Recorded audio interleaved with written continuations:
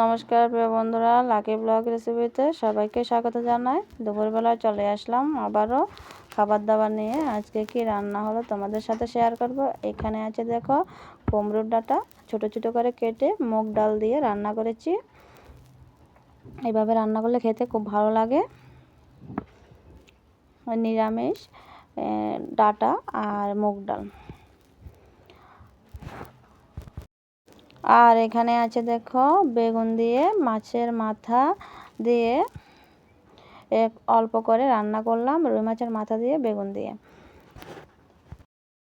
আর এখানে আছে দেখো রুই মাছ দিয়ে পোস্ত, খেতে খুব ভালো লাগে। রুই মাছের পোস্ত করলাম। আর আছে এখানে মুরগির মাংস, কক মুরগির মাংস রান্না করলাম একদম আলু দিয়ে, চন্দ্রমুখী আলু দিয়ে। আলুগুলো দেখো কত বড় বড় সাইজের। তো চন্দ্রমুখী আলু দিয়ে মাংস রান্না করলাম কক মুরগির।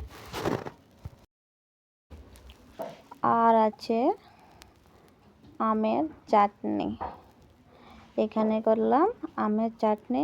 তো গরম তো পড়ছে, তো চাটনি বানিয়েছি। তো তোমাদের কাছে পুরো ভিডিওটা কেমন লাগলো অবশ্যই জানাবে কমেন্টের মাধ্যমে। আর যারা ভিডিওটা দেখছো অবশ্যই লাইক শেয়ার করে দেবে। আর যারা নতুন হয়ে দেখছো তারা অবশ্যই সাবস্ক্রাইব করে দেবে। সবাই ভালো থাকবে, সুস্থ থাকবে।